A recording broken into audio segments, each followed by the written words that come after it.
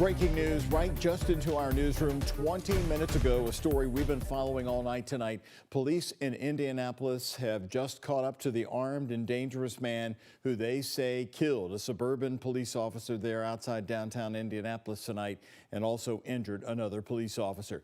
Indiana State Police were searching for this man, but now they say they've got him for hours tonight after the two Beech Grove, Indiana officers were shot southeast of downtown Indianapolis just before 6 tonight. Take a look at your screen. Indiana State Police say the Indianapolis SWAT team got him tonight. 47-year-old Kenneth Johnson, who they say he was armed and dangerous at the time. Indianapolis Metropolitan Police Department says the shooting happened near Beech Grove High School shortly after 5:30 tonight.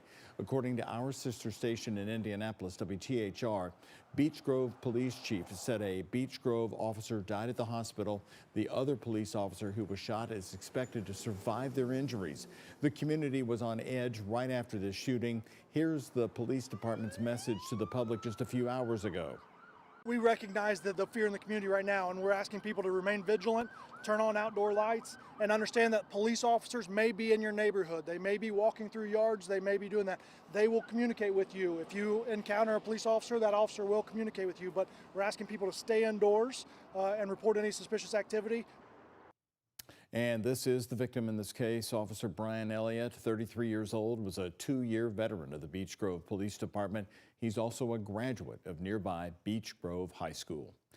Now, breaking news on the night team in Middletown tonight. Louisville Metro Police say they are investigating after a teenage boy was found shot to death on Gatehouse Lane in Douglas Hills off Shelbyville Road.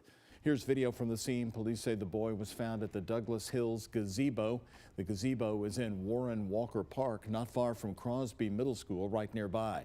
Police were called there around 7:30 tonight. They say officers quickly rendered first aid to the victim until EMS could arrive, but he died at the scene.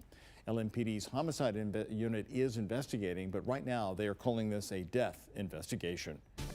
Here at 11 o'clock, we've got a cold night ahead for us and possibly more fog in the morning. And what a morning we started off with on this holiday, President's Day.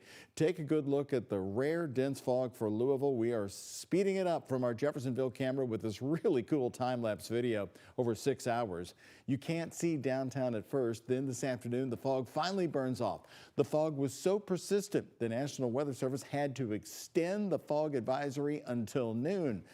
Well, we don't often get fog that thick around here that just won't leave. So our Chief Meteorologist Mallory Schnell is here with me right now. Mallory, are we expecting more fog in the morning? We already have some fog forming, but you'll notice here it's very patchy for Kentuckiana. We have some patchy dense fog in Clark County in Indiana and also in Nelson County. Bardstown does have visibility less than a mile. Really, the worst of the fog is currently off to our northeast. And guess what? They have clearer skies than we do. So we have some cloud cover that may be helping us out. But one thing we have to pay attention to is temperatures dropping near the dew points. So 45 is the current temperature at the Louisville Muhammad Ali International Airport. Our dew point is 42. So that air temperature getting very close to the dew point with light winds. That is your recipe for some fog formation. But as I mentioned, we do have additional clouds streaming in from the northwest, so that can help prevent fog compared to areas you can see the clearing just off to our northeast. Otherwise, expect temperatures to drop down into the upper 30s by early tomorrow morning. Highs tomorrow top out in the 60s, and then we're tracking some storm chances later on in the week. Pretty spring-like this week. Your full 7-day forecast coming up here in a few minutes. Thank you, Mallory. We continue now with more breaking news, a developing story, all news since 6. A mistrial is declared tonight in the wrongful firing case of the former Louisville Urban League president who'd been suing the league. Well, in this case, since the jury has not been able to reach a verdict, it is a hung jury, and the court declares it a mistrial. The words from the judge tonight after a week of testimony and 4.5 hours of jury deliberations. The jury was split 6-6. 9 of 12 jurors are needed to agree on a verdict in a civil case like this. Kish Cumby Price sued the Urban League after it fired her. She was on the job just over 4 months. The Urban League says they fired Price over poor leadership and communication skills. Her lawyer, Tom Coffey, says the termination was retaliation for raising issues about alleged financial mismanagement. Well, I mean, as I said, I've had hung juries before, and I just try them again.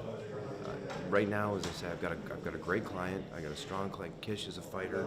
He's got a strong backbone. We never got into this thinking this was going to be easy. The Urban League has done absolutely nothing wrong.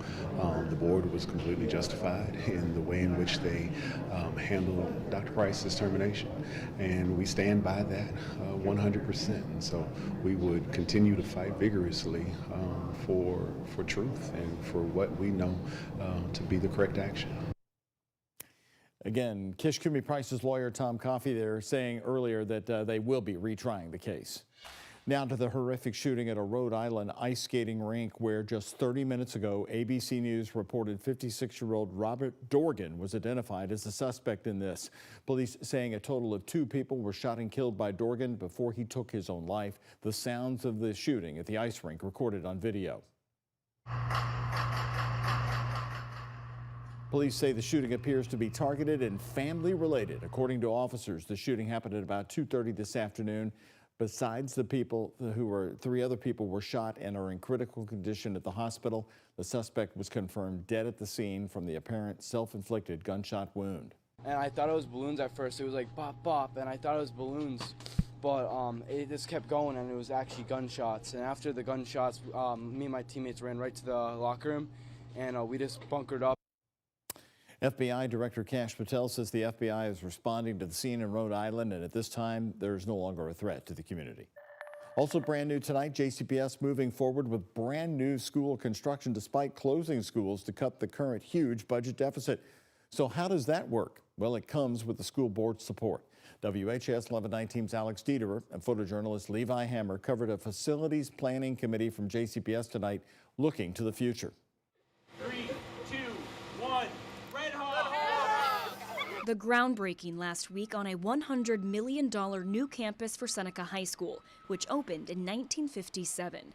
But JCPS is now laying off employees and closing 3 schools. We know that if a school is under-enrolled, that it's going to cost more to operate. It's not an efficient use of the district's resources. So how can the school district invest in 5 new schools and open a brand new elementary school in South Jefferson County over the next 4 years? The district's general fund is facing the deficit. The money for new buildings comes from the capital fund, which is separate. General fund can go into the capital fund, which district can, and JCPS has in the past, increase the bonding capacity by using general fund money, but capital funds cannot go to the general fund. Chief Operations Officer Rob Folk says the district has 165 schools. 105 of those have hit their 50-year lifespan and are in need of renovations at the least. Those buildings are old.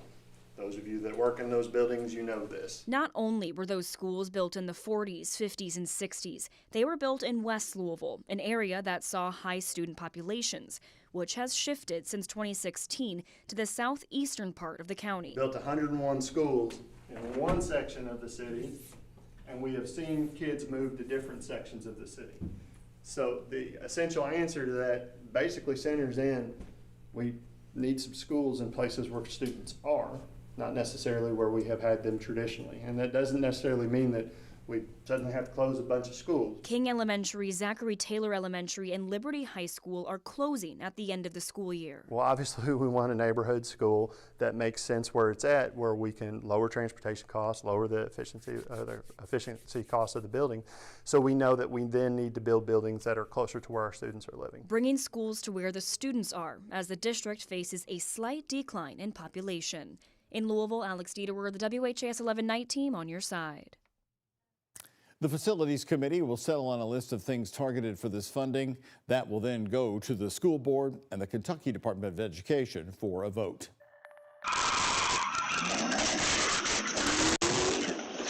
Surveillance video showing this Dodge Charger slamming into a Germantown coffee shop yesterday. Full Stop Coffee was open today despite the damage. The shop was vandalized twice last year by somebody throwing paint onto the business. It's unknown if any of this is connected. Manager Katie Carey says this third incident has customers coming in to support them. I don't know that it was intentional. I don't know that it wasn't intentional. I see kind of both sides, but you have to kind of consider it at least a little bit when we've already been targeted twice with paint on our building. Replacement doors are already on the way, but patio cleanup could take longer. Louisville Metro Police tell us they'll be investigating who is responsible. Coming up a little later, after 118 years on Frankfort Avenue, the Crescent Hill Public Library has endured a lot.